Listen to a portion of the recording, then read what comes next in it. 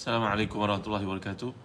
Innal hamdalillah nahmaduhu wa nasta'inuhu wa nastahdihi wa nastaghfiruh wa natubu ilayhi wa natawakkalu alayhi wa na'udzu billahi min shururi anfusina wa sayyiati a'malina may yahdihillahu fala mudilla lahu wa may yudlil fala hadiya lahu.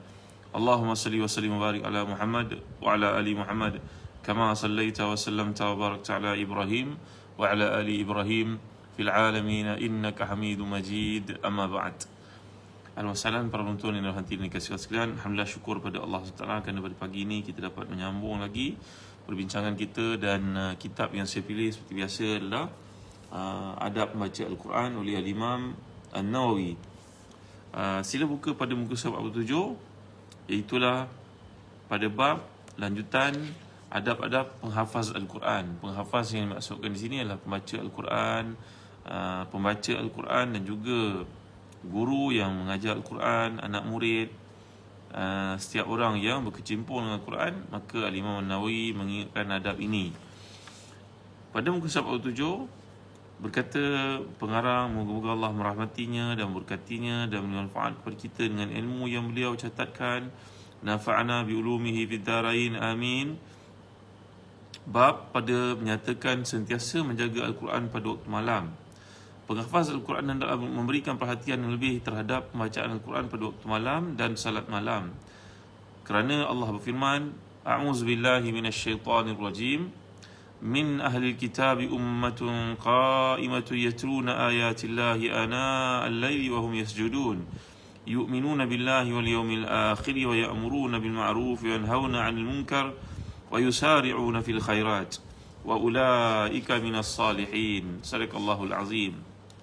Maksudnya di antara ahli kitab itu terdapat golongan yang tetap berpegang teguh kepada agama Allah, membaca ayat-ayat Allah sepanjang malam dan bersujud. Mereka beriman kepada Allah dan hari akhirat, menyeru kepada kebaikan dan mencegah kemungkaran serta bersegera ke arah kebaikan. Mereka tergolong di kalangan hamba-hamba yang saleh. Surah Ali Imran ayat 113 hingga 114. Jadi dalam ayat ini menunjukkan kepada kita ciri ahli kitab, ciri orang yang saleh. Ahli kitab masuk di sini orang yang mencintai Islam. Mereka adalah bangun malam. Mereka bangun malam untuk bertahajud, untuk qiyam, untuk sembahyang malam, sama ada membaca Al-Quran ketika sembahyang ataupun di luar sembahyang. Itu yang dimaksudkan kata para ulama tafsir. Sabit pula dalam sebuah hadis daripada As-Sahihaini daripada Rasulullah SAW sabda, Ni'mal rajulu Abdullah law kana yusalli min al-lail. Sebaik-baik pemuda adalah Abdullah jika dia mendirikan salat malam. Dalam hadis yang lain, Nabi bersabda mengingatkan, Ya Abdullah, la takun mithla fulan, kana yaqumul lail thumma tarakahu. Wahai Abdullah, jangan jadi seperti fulan bin fulan. Dia dulu qiyamul lail kemudian meninggalkannya. Jadi dalam kedua hadis inilah merujuk seorang sahabat Nabi yang mulia. Namanya adalah Abdullah bin Umar radhiyallahu anhuma. Abdullah bin Umar ni adalah seorang pemuda yang saleh, yang hebat. Pernah bercerita pada kakaknya iaitu Hafsah. Hafsah ni salah seorang isteri Rasulullah sallallahu alaihi wasallam, ummin min ummahatil mukminin. Kata Abdullah, wahai kakak, saya bermimpi ketika tidur, iaitulah saya melihat dua orang lelaki yang tegap memegang saya dan membawa saya ke syurga. Saya melihat syurga dengan kenikmatannya. Lelaki yang tegap dan kuat ini kemudian meneruskan pegang saya, berkata, mari kita bawa dia tengok neraka pula. Maka mereka membawa saya pergi tengok neraka. Alangkah terkejutnya saya melihat neraka itu. Kakak boleh tak bantu saya, boleh bertanya kepada Rasulullah SAW, apakah yang dimaksudkan oleh mimpi ini? Kita kalau orang-orang rapat dengan kita mimpi, tuan-tuan, kita cuba takwilkan sedaya upaya mimpi itu supaya jadi baik, jadi molek, kerana ia adalah doa kita untuknya. Katalah seseorang itu bermimpi, berkata bahawa saya melihat tadi telinga saya putus. Kan takut dengar, tuan-tuan. Kalau kita baca dalam kitab Muhammad bin Sirin tentang tafsir mimpi, kita beritahulah kepadanya bahawa sebenarnya telinga putus itu berarti engkau tidak akan lagi mendengar umpat keji, cerita-cerita dusta, cerita-cerita dongeng. Waalaikumsalam warahmatullahi wabarakatuh. Sayang Ummu Nuair, Mazna, Haji Ibrahim, Ismi Salim, Salimah Kahar, Azima Rozi, Amelia, Nur Sabrina Risman. Mudah-mudahan Ustaz pada waktu ni memberi peluang kepada setiap kita untuk bersiap-siap, ya. Mungkin daripada lepas subuh tadi hingga sekarang ada berbagai komitmen. Jadi kita tangguhkan sikit, lambatkan sikit. Moga ramai yang dapat dengar kuliah ni bersama, insya-Allah. Jadi kembali kepada kisah Abdullah bin Umar radhiyallahu anhu, sahabat yang sangat saleh, anak pada sahabat yang sangat mulia. Bapanya bernama Umar Khattab dan dialah merupakan anak yang paling mirip kepada rupa paras Umar, anak yang paling disayangi oleh Sayyidina Umar Khattab radhiyallahu anhu kerana kecenderungan agamanya yang tinggi. Bukanlah berarti Sayyidina Umar menafikan anak-anak yang lain, tapi menunjukkan kepada kita Sayyidina Umar bila melihat satu kecenderungan pada Abdullah itu kepada Islam, kepada menjadi ulama, kepada menjadi seorang yang teguh pegang kepada amal saleh, maka Sayyidina Umar beri penumpuan kepadanya. Jadi Abdullah bin Umar ni kerap datang ke rumah kakaknya. Kakaknya adalah salah seorang isteri Rasulullah seperti yang digambarkan tadi, iaitu Hafsah. Jadi hubungannya dengan Rasulullah sangat mesra, sangat rapat. Kalau kita lihat Abdullah bin Umar juga punya pengalaman dipegang oleh Rasulullah, dipeluk oleh Rasulullah. Rasulullah mengambil berat halnya. Jadi Abdullah bin Umar ini bertanya kepada kakak dan kakaknya bertanya kepada Rasulullah. Lalu Rasulullah menjawab, Abdullah bin Umar ini seorang lelaki yang saleh kalau dia qiyamul lail. Maka dalam kitab Usul Ghaba mengatakan bahawa sejak peristiwa itu Abdullah bin Umar tidak meninggalkan qiyamul lail puluhan tahun, tuan-tuan, sama ada 40 ataupun 60 tahun selepas itu tidak pernah meninggalkan qiyamul lail langsung. Jadi dalam peringatan Nabi di sini adalah seseorang itu akan naik ke tahap orang yang saleh kalau dia bangun malam. Di samping dia dapat mengingat Al-Quran, dia juga akan menaik tarafkan dirinya menjadi hamba yang saleh. Kerana hamba yang saleh ni disebut dalam surah Nisa, وَمَا يُطِعِ اللَّهَ وَرَسُولَ فَأُولَٰئِكَ مَعَ الَّذِينَ أَنْعَمَ اللَّهُ عَلَيْهِم مِّنَ النَّبِيِّينَ وَالصِّدِّيقِينَ وَالشُّهَدَاءِ وَالصَّالِحِينَ وَحَسُنَ أُولَٰئِكَ رَفِيقًا. Sesiapa yang taatkan Allah dan Rasulnya, maka mereka akan berada bersama dengan para anbiya, para siddiqin, para syuhada dan juga para salihin. Di situ meletakkan kedudukan Muhammad Asfani, Abdullah bin Umar ni anak Sayyidina Umar, betul. Maka mereka akan masuk dalam golongan orang yang saleh. Orang saleh ni kedudukannya keempat tinggi. Pertama anbiya, kedua siddiqin, ketiga syuhada, keempat salihin. Jadi untuk menjadi orang saleh yang levelnya nombor 4 di segi kedudukan, ketinggian, maqam di sisi Allah, maka hendaklah bangun malam. Dan Rasulullah SAW juga pernah pesan kepada sahabat jangan jadi seperti orang itu, seseorang itu. Bila menyebut tentang aspek negatif, jarang kita akan melihat hadis mengemukakan namanya. Jadi Nabi SAW tidak menyatakan nama orang itu, cuma Nabi menyatakan jangan jadi seperti Fulan bin Fulan. Kerana Fulan bin Fulan ini dia dulu qiyamul lail kemudian ditinggalkan. Ruginya bila dah mengerjakan qiyamul lail tiba-tiba ditinggalkan. Dalam hadis yang lain Tabarani mengatakan daripada Sahal bin Sa'ad daripada Rasulullah SAW, baginda bersabda, syaraful mu'min qiyamul lail, kemuliaan orang beriman itu terletak pada qiyamul lailnya. Mungkin pada seseorang kita melihat kemuliaan itu pada kereta yang besar, pada pangkat yang besar, pada kelulusan yang cemerlang, pada pengalaman bekerja yang luas, mungkin pada penghormatan dari sudut kepimpinan. Tapi di sisi Allah, kepimpinan, kemuliaan, keagungan seseorang itu terletak pada qiyamul lailnya. Jadi tuan-tuan, ini adalah galakan untuk semua orang yang menghafaz Quran, yang cinta Quran, yang sedang berusaha untuk menghafal Quran supaya bangun malam. Banyak lagi athar dan hadis berkenaan perkara ini.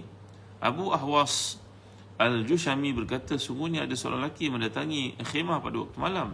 Lalu dia terdengar satu bunyi yang tidak difahami daripada penghuninya, seperti bunyi dengungan lebah. Dikatanya, kenapa mereka ini berasa aman daripada perkara yang ditakuti oleh satu golongan yang qiyamul lail? Maknanya pergi ke khemah tersebut, mendengar orang tidur berdengkur, tak ada nak bangun Quran pada waktu malam, walaupun sekadar tempoh memerah susu kambing. Makna tuan-tuan di sini tempoh memerah susu kambing, kita tak ada pengalaman memerah susu kambing. Maksudnya waktu yang sangat singkat. Singkat macam mana? Seumpama kalau kita membaca kira-kira 10 ayat daripada Al-Quran Karim, itu kata para ulama, dapat baca 10 ayat daripada Al-Quran Karim, itulah waktu yang paling singkat untuk kita bangun qiyamul lail. Diriwayatkan daripada Razid Al-Raqashi berkata, jika aku tidur kemudian terjaga dan kemudian ingin tidur semula, maka mataku tidak akan dapat tidur lagi Jika aku tidur kemudian terjaga dan kemudian ingin tidur semula, mataku sudah tidak dapat tidur lagi. Ini menunjukkan kepada seronoknya bangun malam itu. Bila dah bangun tidak akan mengabaikannya langsung.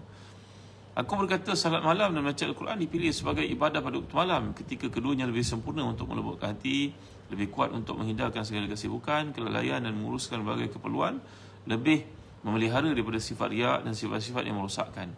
Di samping galakan syarak padanya agar seseorang itu membuat kebaikan pada waktu malam, sungguhnya perjalanan Isra' Rasulullah SAW berlaku pada waktu malam, dan hadis yang berikut juga sama. Yanzilu rabbukum kulla lailatin ila samai dunya hina yamdi syatrul lail fayaqulu hal min da'in faastajibu lahu hal min mustaghfirin faaghfir lahu. Dalam hadis riwayat Abu Ya'ya Al-Musi daripada Jubair bin Mut'im, Nabi SAW telah bersabda, Tuhan kamu turun pada setiap malam ke langit dunia ketika berlalu sebahagian malam. Kemudian dia berfirman, adakah siapa yang berdoa untuk aku makbulkan? Ada siapa yang mohon ampun untuk aku mengampuninya? Jadi ini adalah bukti kepada galakan untuk qiyamul lail lagi. Tuan-tuan, inilah dia kelebihan orang yang bangun malam. Dan jadikan bangun malam itu untuk berdoa, bertahajud, berzikir, bersalawat. Dan jangan lupa membaca Al-Quran Karim, kerana orang yang nak menghafaz Quran mesti bangun pada waktu malam. Kerana waktu itu inna nasyi'atal laili hiya asyaddu wat'a wa aqwamu qila. Sungguhnya waktu malam itu adalah waktu yang terbaik untuk lebih kuat untuk kamu bangun dan dengannya dapat menghafaz Al-Quran Karim. Dalam Sahih Muslim pula daripada Jabir radhiyallahu anhu, Nabi bersabda, fil laili sa'atun yastajibu Allahu fiha du'a kulla lailatin. Setiap malam terdapat satu detik Allah memustajabkan doa. Hadis ini riwayat Muslim, merupakan hadis sahih. Jadi padukan kepada hadis ini, kata Imam Syafi'i, ada orang bila sesiapa pergi menunaikan ibadah umrah dan haji, dia pun mengirim doa untuk doa di tempat-tempat mustajab. Asfani ya, qiyamul lail itu dekat masuk waktu jam 5 pagi. Ya. Apa saja waktu yang kita bangun selepas tidur pada waktu malam, kerana tahajud itu berarti bangkit dari tempat tidur, meninggalkan tempat tidur. Jadi kalau kita bangun pukul 4 ke, pukul 5 ke, selagi belum masuk subuh, dapat sembahyang sunat, itu merupakan tahajud sebenarnya. Ya. Haji Hamidah dah biasa terbangun malam.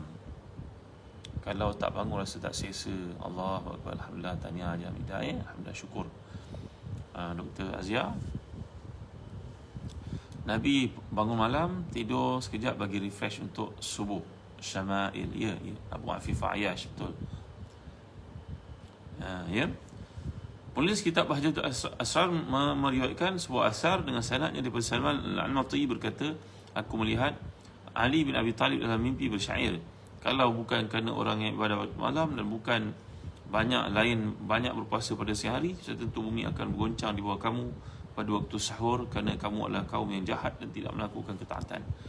Jadi kata Imam Ali karramallahu wajhah, dalam mimpi disaksikan oleh Salman Al-Anmati, bahawa yang Ali berkata, kalau tidak kerana orang yang qiyamul lail, kalau tidak kerana orang yang puasa sunat, bumi ini akan melakukan tsunami terhadap kamu.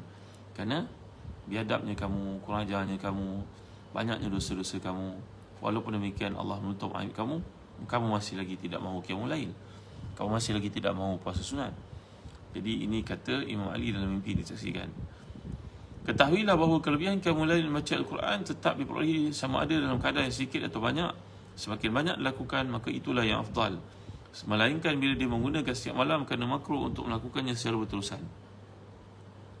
Jika dia tetap buat demikian, ia akan mudaratkan dirinya. Antara dalil yang menunjuk kepada qiyamul lail terhasil walaupun dengan kadar sedikit adalah hadis riwayat Allah bin Amr bin Al-As radhiyallahu anhuma, bahawa Nabi bersabda, man qama bi ashri ayatin lam yuktab min al-ghafilin, wa man qama bi mi'ati in kutiba min al-qanitin, wa man qama bi alfi ayatin kutiba min al-muqantarin.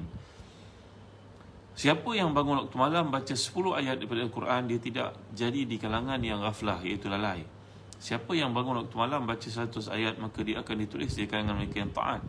Siapa yang bangun malam baca 1000 ayat, maka dia ditulis dalam keadaan orang yang paling banyak kebaikannya, iaitu jutawan akhirat. Kita kalau cerita buat jutawan dunia ni, semua orang buka mata. Tapi bila cerita jutawan akhirat, sebahagian daripada kita buat tak tahu sahaja. Kerana perjalanan akhirat ni, dia memerlukan kepada iman. Dia memerlukan mata hati yang cerah untuk seseorang itu nampak.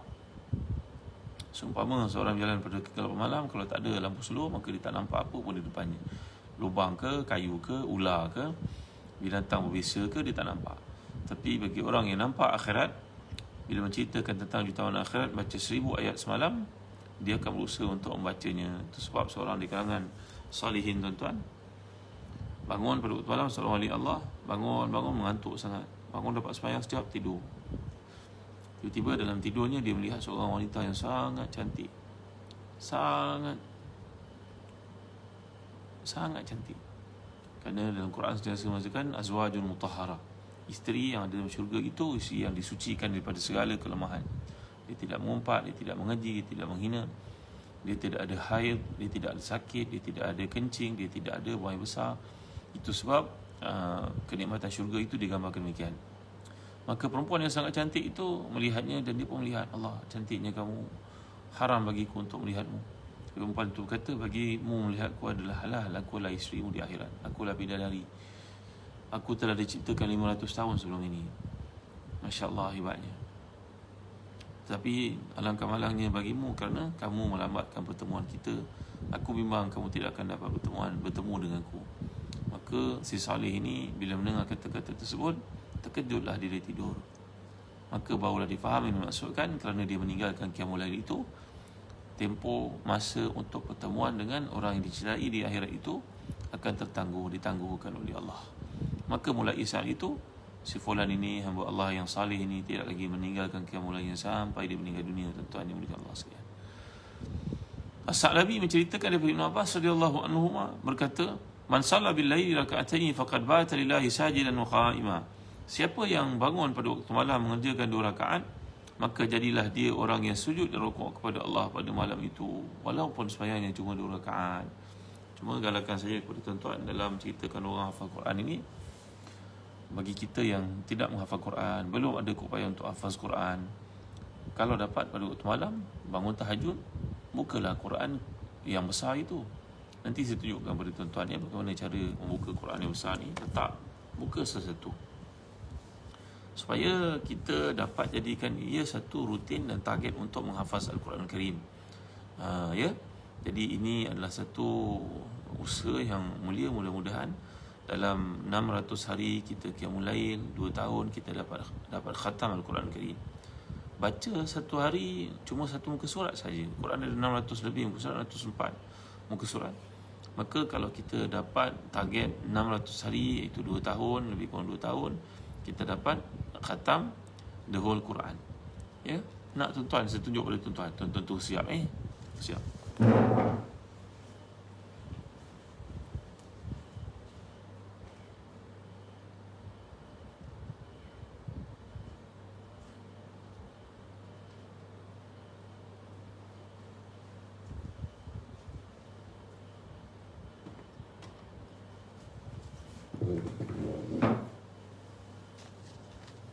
Tuan-tuan lihat bagaimana saya tunjukkan ya.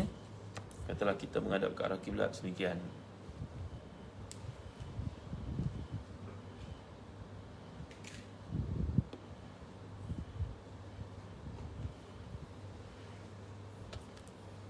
Perhatikan amali saya pada pagi ini. Mudah-mudahan kita dapat amalkan sama-sama Lihat ni Quran Qiyam ditunjukkan kepada tuan-tuan. Kita sembahyang ada jarak. Ni saya sembahyang di sini, tuan-tuan nampak Allahu Akbar. Kita baca Al-Fatihah. Kemudian ketika kita katalah kita mulakan di awal, tuan-tuan.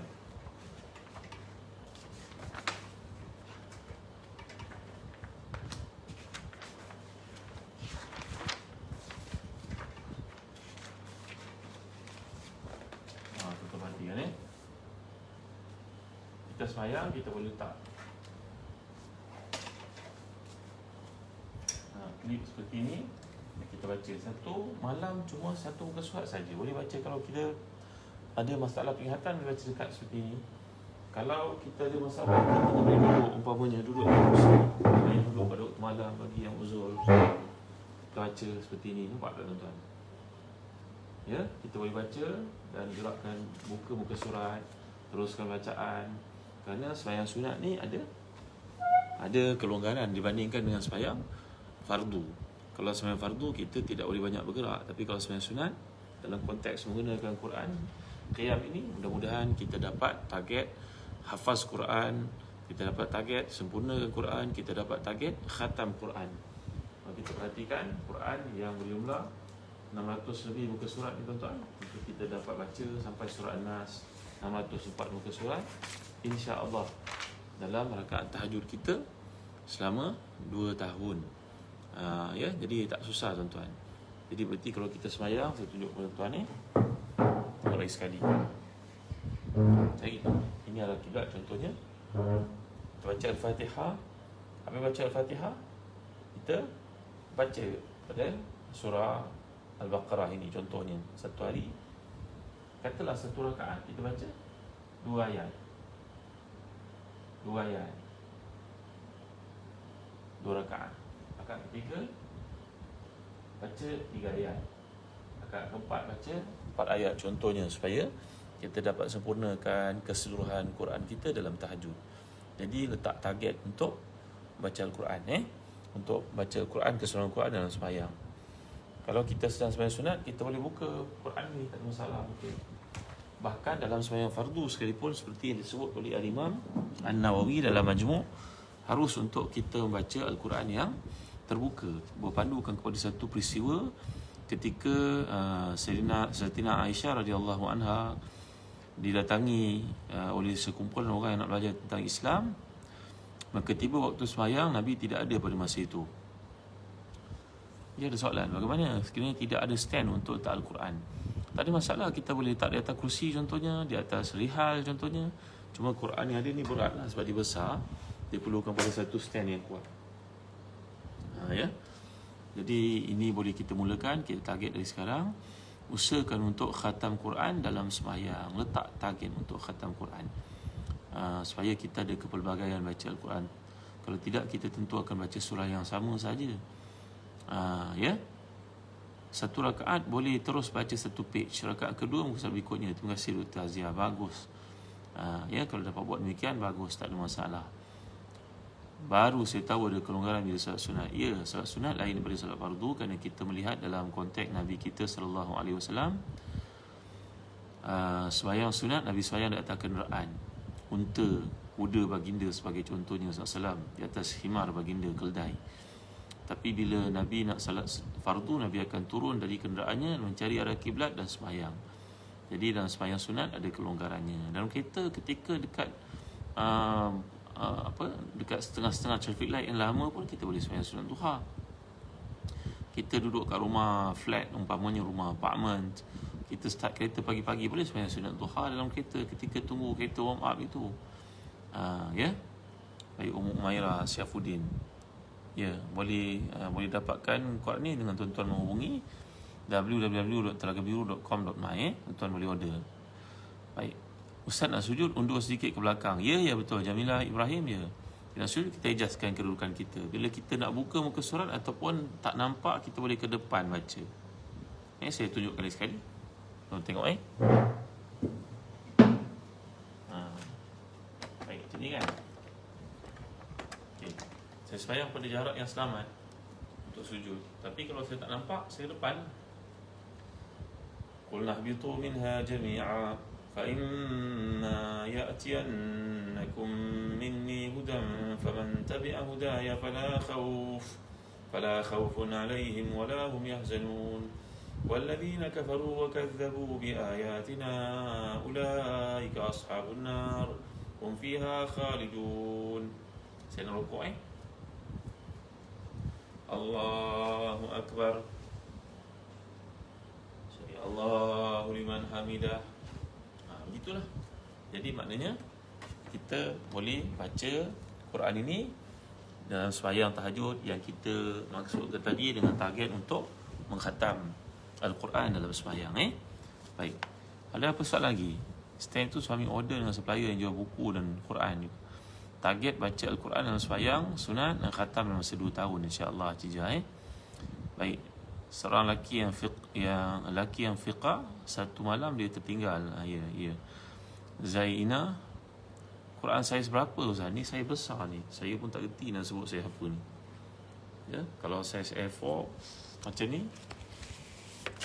Ni A4 lagi besar dari A4 2 kali A4. 2 kali A4 Apa benda dia panggil?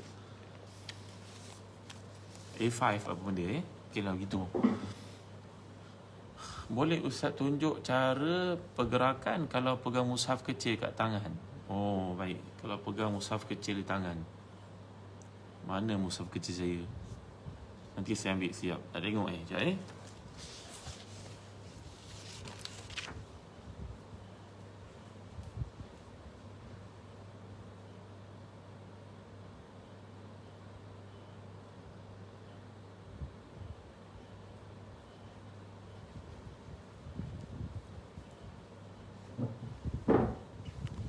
Ni mushaf kecil.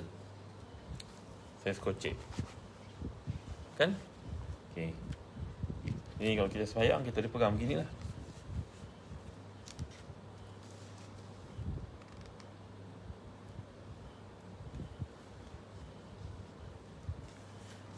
Ya.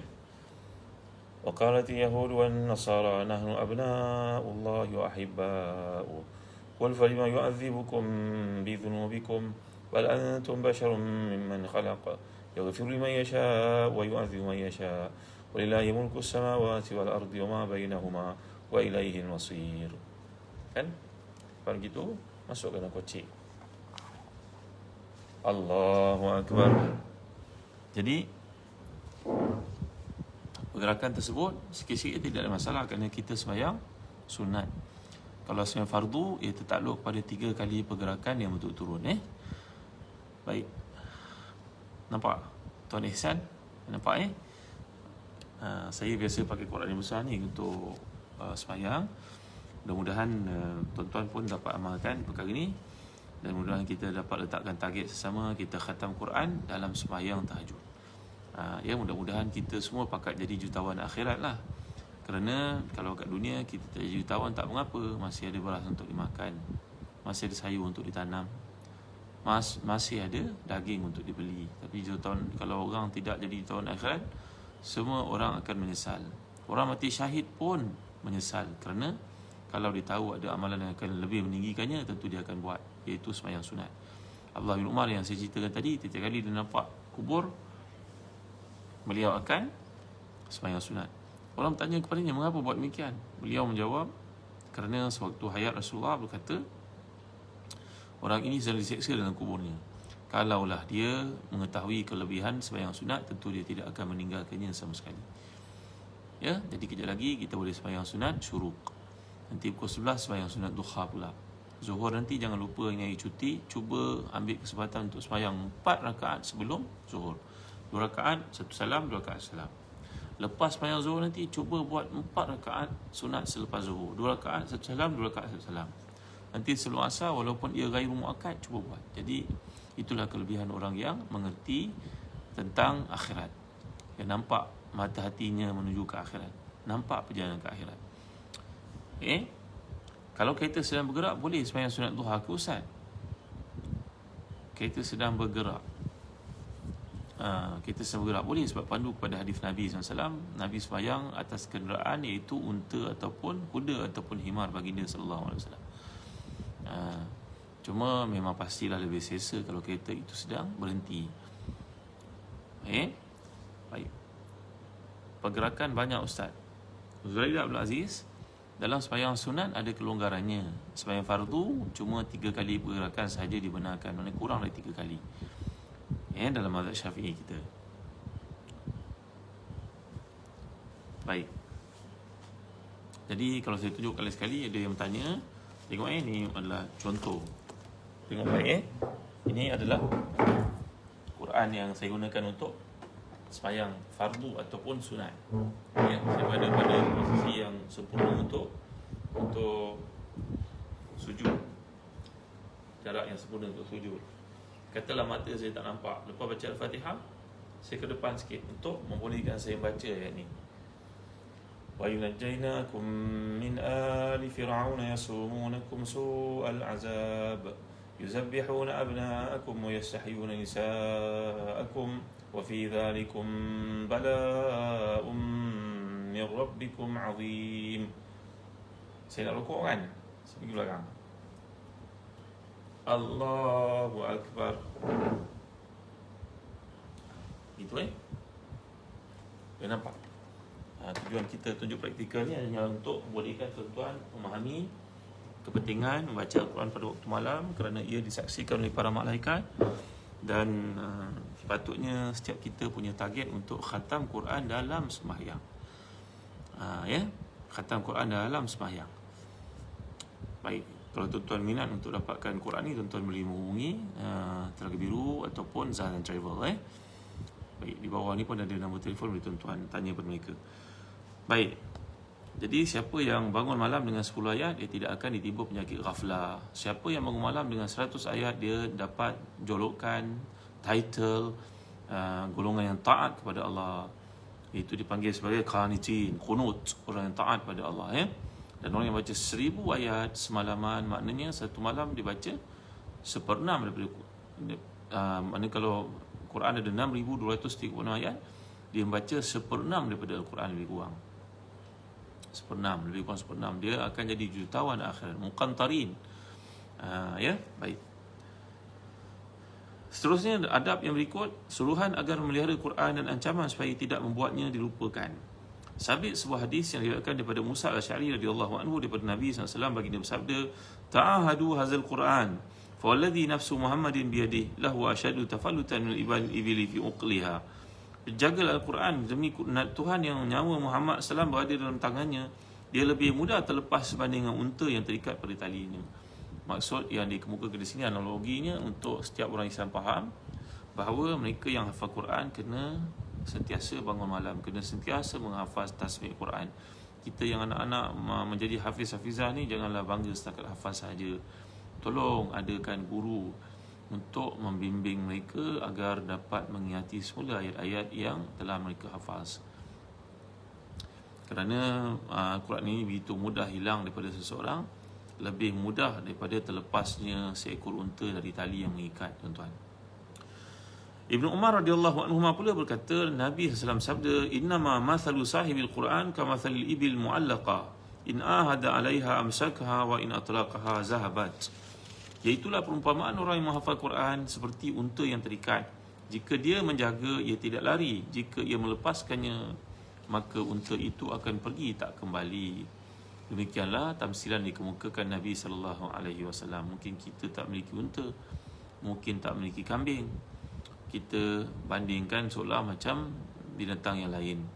Mungkin ayam ke, beli ayam dekat pasar tani, kurung dia sama 2-3 hari, ingatkan lepas tu dia duduk sama kelompok ayam yang kita ada. Rupanya 2-3 hari kita lepaskan dia, dia ahlan sahlan wa jalan, terbang, hilang, pergi join kumpulan ayam jiran-jiran kita. Contohlah kalau kita dapat faham. Tapi contoh yang dikemukakan Nabi di sini adalah unta, kerana unta tu binatang yang boleh diikat dengan tali. Nak menceritakan bahayanya bila ia dilupakan, dia akan terus pergi. Dan ketika orang tu nak menghafaz semula ayat yang telah pergi itu, seumpama dia kali pertama menghafaz Al-Quran. Alangkah payah dan beratnya, tuan-tuan. Baik, Anas bin Malik radhiyallahu anhu meriwayatkan bahawa Nabi bersabda, "Uridat alayya ujuru ummati hatta al-quzatu yukhrijuha ar-rajulu min masjid wa uridat alayya dhunubu ummati falam ara dhanban a'zam min suratin al-Quran aw ayatin utiha rajul thumma nasiya." Dibentangkan kepadaku amalan semua pahala umatku, sehingga habuk yang dibuang oleh seseorang dari masjid pun merupakan pahala baginya, dan dibentangkan semua dosa umatku. Aku tidak melihat dosa lebih besar daripada surah ataupun ayat Quran yang dihafaz kemudian dia melupakannya. Bahaya, tuan-tuan ya. Jadi dalam kitab At-Tibyan oleh Imam Nawawi ini mengatakan dosa yang paling kecil dikira oleh Allah, dan antara dosa yang paling besar yang Nabi lihat adalah seorang yang menghafal Quran kemudian dia lupa untuk mengingatinya, dan dia lupa langsung ayat tersebut. Tak ada pula upayanya, usahanya, inisiatifnya untuk mengingati kembali, maka orang ini di akhirat antara orang yang paling besar dosanya. Jadi ambil pengajaran daripada hadis riwayat Tirmizi ni, tuan-tuan ya. Hadis ini dari Abu Dawud dan Tirmizi, namun Tirmizi mengkritiknya. Maknanya mengkritik, dia tidak boleh jadi sebagai hujah, tapi ia jadi satu iktibar bagi kita, ya. Sa'ad bin Ubadah radhiyallahu anhu berkata daripada Nabi SAW, man qara al-Quran thumma nasiyahu laqiyallaha yawmal qiyamati wa huwa ajzam. Sesiapa yang menghafaz Quran kemudian melupakannya, nanti dia bertemu Allah pada hari kiamat seolah-olah dia berpenyakit kusta. Allahu akbar, masya-Allah, tabaraka wa taala. Jadi hadis ini juga merupakan satu hadis yang dikritik oleh para ulama, ia tidak kuat, tapi ia menjadi satu iktibar kepada kita bahawa jangan main-main dengan Al-Quran Karim. Jadi tuan-tuan dimuliakan sekalian, kalau kita umpamakan pada hari ini kita kenal seorang yang berkedudukan, berpangkat, orang ni orang yang sangat mulia pada pandangan manusia, tinggi darjatnya,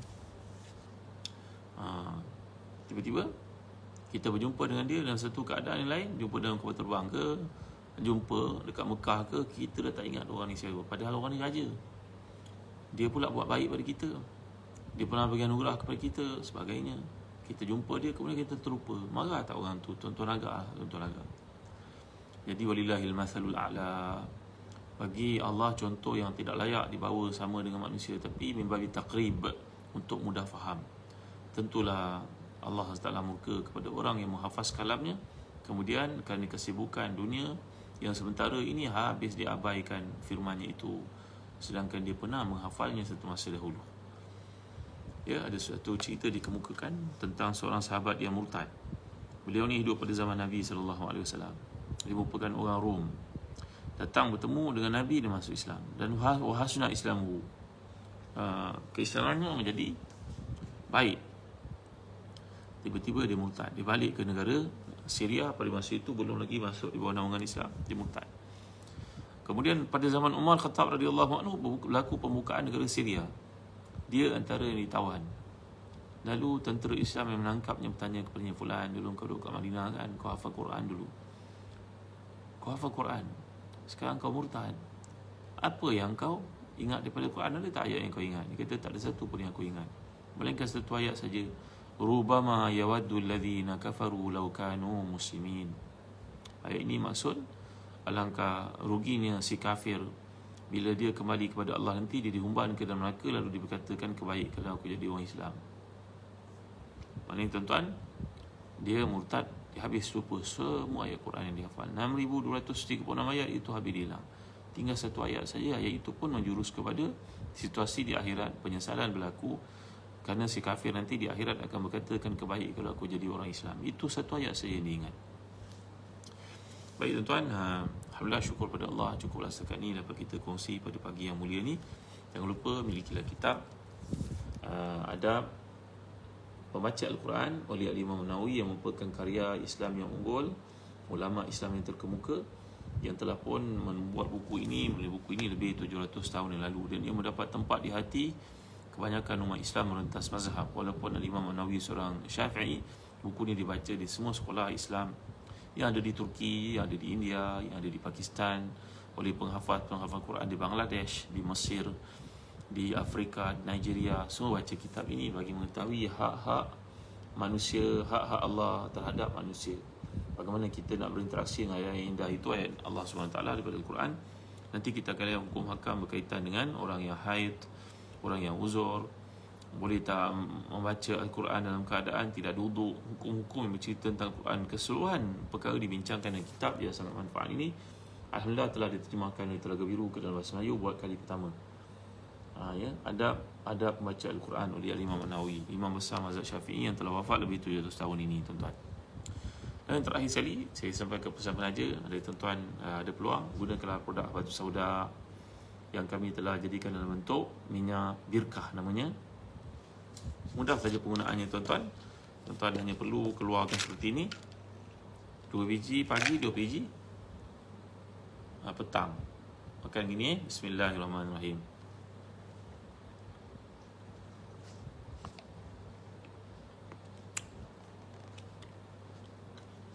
Tuan-tuan boleh kunyah, tuan-tuan boleh telan terus.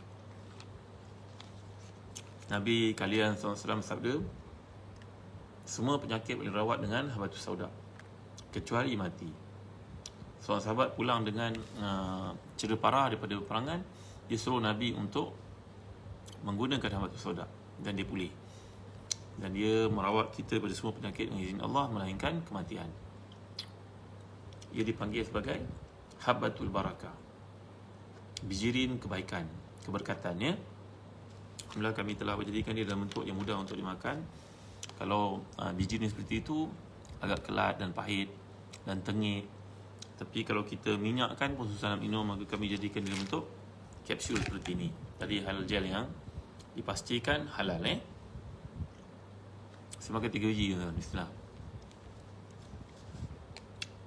Alhamdulillah. Ya, dan tuan-tuan dapatkan pada musim Maulid, bulan Maulid yang mulia ni, Rabiul Awal, tuan-tuan beli 3, kami beri hadiah 1. Dan kami hadiahkan juga buku yang bertajuk 101 Nama-Nama Nabi SAW, karangan Al-Ustaz Ahmad Al-Fadil, penulis buku bestseller Kenali Rasul kita Muhammad SAW. Buku ni berharga RM35, tebal ni. Boleh kita baca, jadikan bahan usrah di sekolah, di masjid, lepas sembahyang, di rumah kita, sebelum tidur pada waktu malam, mengenali Nabi kita SAW, tak kenal tak cinta. Ya, wa ma arsalnaka ila rahmatan lil alamin. Kami tidak utus engkau wahai Muhammad melainkan pembawa kesejahteraan, keamanan untuk semua manusia, semua makhluk, semua alam. Kenali Rasul kita dengan baca kitab Kenali Nama-Nama Baginda SAW. Buku ni kami hadiahkan bersama dengan pembelian tuan-tuan. Dalam pack yang kami buat sekarang, beli 3 dapat hadiah 1 dan hadiah buku ni lagi. Bagi yang minat untuk berniaga, nak jadi stokis Zahzan Travel mengalu-alukan, tuan-tuan boleh hubungi nombor di bawah ya. Boleh WhatsApp dan tanya apa requirementnya. Mudah-mudahan kita dapat amalkan sunnah qiyamul lail, dapat amalkan sunnah pemakanan, sihat tubuh badan kita untuk jaga keluarga, yang suami sihat dapat bahagiakan keluarga, dapat jaga anak-anak, dapat jaga isteri. Kalau isteri sihat, dapat bahagiakan suami. Anak-anak sihat, kita dapat elakkan daripada sakit dan sebagainya. Kita usaha ikut apa yang Islam ajar, yang Nabi kita tunjukkan. Baik, setakat ini saja dulu. Tak akhiri dengan tasbih kafarah dan suratul Asr dan doa. Subhanakallahumma wa bihamdik, asyhadu an la ilaha illa anta, astaghfiruka wa atubu ilaik. Bismillahirrahmanirrahim. Wal 'asr, innal insana lafi khusr illa alladhina amanu wa 'amilus salihat wa tawassaw bil haqqi wa tawassaw bis sabr. Alhamdulillah rabbil alamin, wassalatu wassalamu ala asyrafil anbiya'i wal mursalin sayyidina Muhammadin wa ala alihi wa sahbihi ajma'in. Allahumma kfina bihalalika an haramika wa aghnina bifadlika amma siwak. Allahumma ighfir lana dhunubana wa liwalidina warhamhum kama rabbawna shighara. ولجميع مشايخنا ولجميع أصحاب الحقوق علينا من المسلمين والمسلمات المؤمنين والمؤمنات برحمتك يا أرحم الراحمين. Ya Allah, Tuhan kami, ampunkan dosa kami, bapa kami yang sangat banyak jasa mereka kepada kami yang tak terbalas jasa mereka, guru-guru kami, sahabat handai kami, sekalian memiliki hak atas kami, sekalian umat Islam yang buat baik pada kami, sekalian umat Islam yang buat salah pada kami, sekalian yang hidup dan meninggal dunia. Allah, Allahumma kfina bihalalika an haramik wa aghnina bifadlika amman siwak. Ya Allah, cukup kami dengan yang halal dan mencari yang haram. Kayakan kami dengan minta kepadamu, bukan kepada makhlukmu. Allahumma inna ala zikrika wa syukrika wa husni ibadatik. Ya Allah, bantulah kami untuk mengasihimu, bersyukur padamu, selalu membaiki amal salih kami tanpa henti-henti kepadamu. Rabbana la tu'akhidhna in nasina wa akhtana. Rabbana wa la tahmil alaina isran kama hamaltahu 'alal ladzina min qablina. Rabbana wa la tuhammilna ma la taqata lana bih. Wa'fu 'anna waghfir lana warhamna anta maulana fansurna 'alal qaumil kafirin. Rabbana hab lana min azwajina wa dhurriyyatina qurrata a'yun waj'alna lil muttaqina imama. Wahai Tuhan kami, jadikan pasangan kami, anak-anak kami penyejuk mata kami mandang, jadikan kami pimpin kepada orang yang bertakwa. Rabbana atina fid dunya hasanah wa fil akhirati hasanah wa qina azabannar. Wa sallallahu ala sayyidina Muhammad wa ala alihi wa sahbihi wa sallam. Alhamdulillah rabbil alamin. Taqwallah. Tuan-tuan ingat ya, membaca Al-Quran yang besar seperti ini boleh kita lakukan sama ada sembahyang fardu atau sembahyang sunat. Cuma dalam sembahyang sunat ada kelonggaran banding dengan sembahyang fardu. Ya, saya tunjukkan bagaimana sembahyang tadi. Bangunlah malam dan tak target untuk mengkhatam Quran. Apakah bukti kebenaran sembahyang fardu boleh menggunakan Al-Quran untuk jadi bacaan? Tidak dimakruhkan, kerana ada hadis yang disebut oleh Imam Nawawi dalam Majmu', kedatangan seorang Arab yang masuk Islam, kemudian tiba waktu sembahyang, Rasulullah tidak ada, maka orang itu menjadi imam.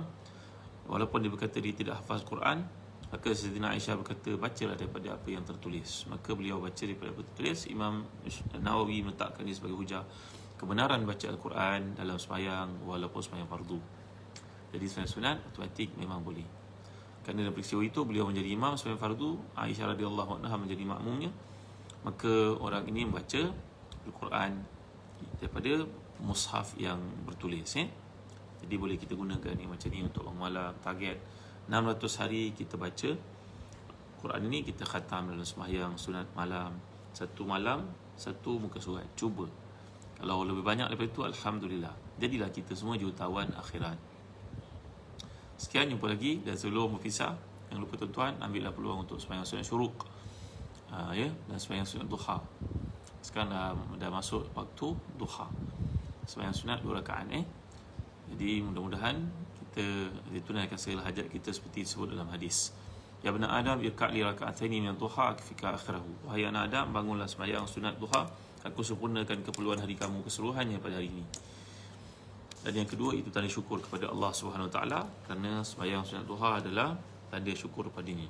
Sekian tuan-tuan, terima kasih. Assalamualaikum warahmatullahi wabarakatuh.